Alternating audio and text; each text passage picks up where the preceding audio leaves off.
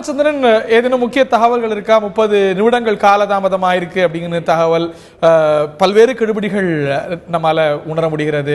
பத்திரிகையாளர்களுக்கு restrictions, சட்டமன்ற உறுப்பினர்களுக்கு restrictions அப்படின்னு இதெல்லாம் பார்க்க முடியுது. இப்ப என்ன நடந்துட்டு இருக்கு சட்டமன்றத்தில்? லேட்டஸ்ட் அப்டேட் ஏதேனும் இருக்கா ராமச்சந்திரன்?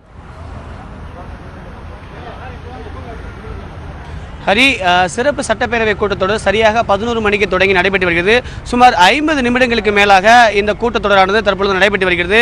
முதலில் சபாநாயகர் உள்ளே வந்ததும் அவர் அனைத்து கதவுகளையும் மூட உத்தரவிட்டார். அதன் அடிப்படையில் மூட உத்தரவிட்டதுக்கு பிறகு தற்பொழுது முதலமைச்சர் எடப்பாடி பழனிசாமி அவர்கள் நம்பிக்கைக்கு ஒரு தீர்மானத்தை முன்மொழிந்து பேச ஆரம்பித்தார். அதன் அடிப்படையில் தற்பொழுது எதிர்க்கட்சிகள் வாரியாகவும் பேசுவதற்கு வாய்ப்பு கொடுத்த சபாநாயகர் முதலில் எதிர்க்கட்சி தலைவர் ஸ்டாலின் அவர்கள் எழுந்து இங்கு நடக்கக்கூடிய நம்பிக்கை கோரும் தீர்மானத்தில் ரகசிய வாக்கெடுப்பு நடத்த வேண்டும் என்று அவர் கோரிக்கை முன்வைத்தார். அந்த கோரிக்கையை நிராகரித்தார். மேலும் உடனடியாக இன்றே இந்த வாக்கெடுப்பு நடத்தாமல் வேறு ஒரு தேதிக்கு தள்ளி வைக்க வேண்டும் என்றும் அவர் கோரிக்கை வைத்தார். அந்த கோரிக்கையை நிராகரித்தார். அது மட்டுமல்லாமல் ரகசிய வாக்கெடுப்பு நடத்த வேண்டும் என்று கோரிக்கை முன்வைக்கப்பட்டு காங்கிரஸ், திமுக உள்ளிட்ட கட்சிகளும் அதற்கு ஆதரவு தெரிவித்தனர். ஆனால் அந்த கோரிக்கை முழுவதுமாக நிராகரித்துவிட்டு தற்பொழுது வாக்கெடுப்பு நடைபெற்று வருகிறது. 6 பகுதிகளாக சட்டப்பேரவை வளாகம் சட்டசபை உள்ளது. குறிப்பாக சபாநாயகரின் வலதுபுறத்தில் 3 பிரிவாகவும் அதேபோல இடதுபுறத்தில் 3 பிரிவாகவும் உள்ளது. வலதுபுறத்தில் இருக்கக்கூடிய 3 அதிமுக ஆதரவு எம்எல்ஏக்கள் தற்பொழுது வாக்கெடுப்பில் பங்கேற்று வருகின்றனர். அது மட்டுமல்லாமல் எதிர்க்கட்சி தலைவர் ஸ்டாலின் அவர்கள் எழுந்து நின்று முன்னாள் முதலமைச்சர் ஓ பன்னீர்செல்வத்திற்கு பேசுவதற்கு வாய்ப்பு அளிக்க வேண்டும் என்றும் அவர் கோரிக்கை வைத்தார். ஆனால் வாய்ப்பு வழங்கப்படவில்லை. இதனடுத்து அங்கு சிறிது நேரம் வாக்குவாதம் ஏற்பட்டு வருகிறது. அது மட்டுமல்லாமல் ஓபிஎஸ் அவர்கள், முன்னாள் முதலமைச்சர் பன்னீர்செல்வம் அவர்கள் அவையில் எழுந்து நின்று பேச ஆரம்பித்தார். பேசும் பொழுது உடனடியாக அதிமுக எம்எல்ஏக்கள் அனைவருமே தங்கள் தொகுதிக்கு சென்று தொகுதி மக்களின் கருத்து அறிந்து அதன் பிறகு இங்கு நடக்கக்கூடிய அந்த நம்பிக்கை கோரும் தீர்மானத்தில் வாக்களிக்க வேண்டும் என்றும் அவர் தெரிவித்திருந்தார். அது மட்டுமல்லாமல் செம்மலையும் அதே கோரிக்கையை முன்வைத்து பேசியிருந்தார். தொடர்ந்து இப்பொழுது நம்பிக்கை கோரும் தீர்மானத்தின் மீதாக விவாதிக்கப்பட்டு வாக்கெடுப்பு நடத்தப்பட்டு வருகிறது. ஹரி, ரைட். அதே போல இன்னைக்கு இந்த வாக்கெடுப்பு நடத்த வேண்டாம், இன்னொரு நாள்ல நடத்தலாம் அப்படின்னு திமுக சொல்லி வருகிறது. எதிர்க்கட்சி தலைவர் திரு ஸ்டாலின் அதை வலியுறுத்தி இருக்கிறாரு. திரு துரைமுருகனும் கூட 15 நாள் அவகாசம் இருக்கே, ஏன் இவ்வளவு விரைவாக அதை நடத்துறீங்கன்னு கேள்வி கேட்டிருக்கிறார். அதுக்கு அவங்க வைக்கக்கூடிய காரணமா, இன்னைக்கு வேண்டாம் அப்படின்னு சொல்றதுக்கான காரணமா என்னன்னு அடுக்கிறாங்க?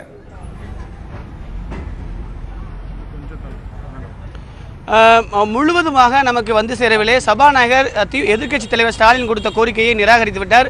மேலும் அவர் தொடர்ந்து பேச முயன்றுள்ளார். ஆனால் அவருக்கு கொடுக்கக்கூடிய அந்த ஒலிபெருக்கியோட இணைப்பானது துண்டிக்கப்பட்டுள்ளது. அதற்கான காரணத்தை தெளிவுபடுத்தவில்லை. அது குறித்து அதிகாரப்பூர்வமாக இன்னும் வரலை. ஆகையால் தற்பொழுது நம்பிக்கை கோரும் தீர்மானம் முதலமைச்சரால் தாக்கல் செய்யப்பட்டு தற்பொழுது வாக்கெடுப்பானது நடைபெற்று வருகிறது. இன்னும் சில நிமிடங்களில் இந்த வாக்கெடுப்பு நிறைவுற்று அதற்கான முடிவை அதிகாரப்பூர்வமாக தமிழக சட்டப்பேரவையின் சபாநாயகர் திரு தனபால் அவர்கள் அறிவிப்பார் என்றும் எதிர்பார்க்கப்படுகிறது. ஹரி, நன்றி ராம். அதே போல இன்னொரு கேள்வி, அங்க செய்யப்பட்டிருக்கக்கூடிய ஏற்பாடுகள் பற்றி விரிவா சொல்லுங்க. சில பத்திரிகையாளர்கள், அக்ரிடேட்டட் ஜேர்னலிஸ்ட் மட்டும்தான் அனுமதிக்கப்பட்டிருக்கிறாங்க. அவங்களுக்கு செல்போன் ஆக்சஸ் கொடுக்கப்பட்டிருக்கா? பத்திரிகையாளர்கள் செய்திகளை நியூஸ் ரூமோட பகிர்ந்து கொள்றதுக்கு அவங்க வெளில போயிட்டு வரதுக்கான வாய்ப்பு கொடுக்கப்பட்டிருக்கா?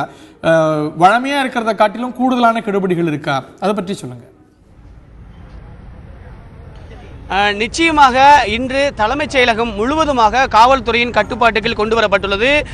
தலைமைச் செயலகத்துக்கு வரக்கூடிய இடது மற்றும் வலதுபுறம் முழுவதுமாக இரும்பு தடுப்புகள் அமைக்கப்பட்டு ஒட்டுமொத்தமாக 5 அடுக்கு பாதுகாப்பு வழங்கப்பட்டுள்ளது. இந்த 5 அடுக்கு பாதுகாப்பில் கிட்டத்தட்ட 1500 காவலர்கள் பாதுகாப்பு பணியில் அமர்த்தப்பட்டுள்ளார்கள்.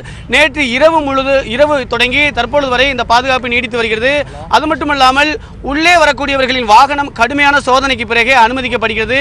ஏற்கனவே காலை இந்த சட்டசபை தொடங்குவதற்கு முன்பாக சென்னை மாநகரத்தின் காவல் ஆணையர் ஜார்ஜ் அவர்கள் நேரடியாக வந்து பாதுகாப்பு பணிகளை மேற்பார்வையிட்டார். அது மட்டுமல்லாமல் உள்ளே செல்லக்கூடிய வாகனங்கள் அனைத்தும் கடுமையான சோதனைக்கு பிறகு அனுமதிக்கப்பட்டனர். உள்ளே செல்லக்கூடிய சட்டமன்ற உறுப்பினர்கள் வாகனங்களுக்கு மட்டுமே அனுமதி. மற்றபடி மற்ற அனைத்து வாகனங்களும் எதிரே இருக்கக்கூடிய வாகன நிறுத்துமிடத்திற்கு கொண்டு செல்லும்படி காவல்துறையினர் தரப்பில் உத்தரவு வழங்கப்படுகிறது. அது மட்டுமல்லாமல் எதிர்க்கட்சி தலைவர் ஸ்டாலின் அவர்கள் அவர் வாகனத்தில் வரும்பொழுது அவர் வாகனத்தை சோதனையிட்டனர். அப்பொழுது அது அதற்கு எதிர்ப்பு தெரிவித்து கிட்டத்தட்ட அவருடன் வந்திருந்த அனைத்து திமுக எம்எல்ஏக்கள் அனைவருமே அவர் எதிர்ப்பு தெரிவிக்கும் வகையில் நடைபயணமாக உள்ளே சட்டசபைக்கு சென்றுள்ளார்கள். அவர் சட்டசபையில் பங்கேற்றுள்ளார்கள். தற்பொழுது இந்த காவல்துறை முழுவதுமாக இந்த கட்டுப்பாட்டுகள் கொண்டு வரப்பட்டுள்ளார்கள். எந்த வகையிலும் அசம்பாவிதம் ஏற்படாத வகையில் கூடுதல் முக்கியத்துவம் கொடுக்கப்பட்டுள்ளது.